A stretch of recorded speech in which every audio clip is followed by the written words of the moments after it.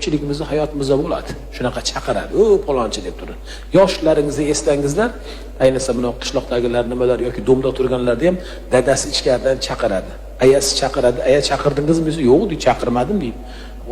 "Ovozingiz keldi-yu" deysiz.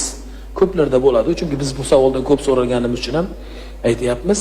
Mana shu holat demak sahobani o'g'lini hayotida bo'ldi.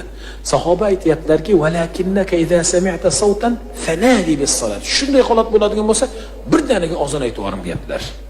Ozon aytish kerak ekan. Agar sizni bir begona tovush, ya'ni biri chaqirdi-yu, hatto otangizni, hatto onangizni, yaqiningizni ovozda chaqiradi. Erini ovozda chaqiradi xotinni, xotinni erini ovozda chaqiradi. Ular o'sha jin shaytonlar bo'ladi. Agar shunaqa holat bo'lsa, uydamisiz, qay joydasiz, muhimi najosat yerda bo'lmasangiz, hammomda bo'lmasangiz, hojatda bo'lmasangiz, tezda ozon aytayotgan. Sahoba aytayaplarki, men buni Hazrati Abu Hurayra radhiyallohu ta'ala anhudan eshitganman. Hazrati Abu Hurayra radhiyallohu ta'ala anhu payg'ambar alayhisolatu vasallamdan rivoyat qilib aytganlar. Inna shaytona idza nudiya bis-salati adbara. Albatta shayton namozga nido qilinib azon aytilgan paytda qochib ketadi. Demak, bu o'rinda ham nima? Bilindiki, azon aytilishlik joizligi. Nimada?